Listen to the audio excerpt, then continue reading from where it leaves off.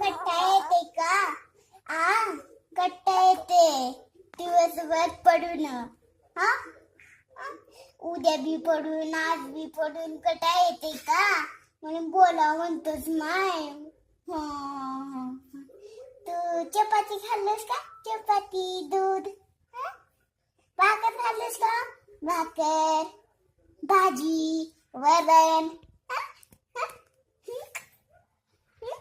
चहा पिलंस का? चहा पे ना चहा. मला बी वाटलं बेबी दूध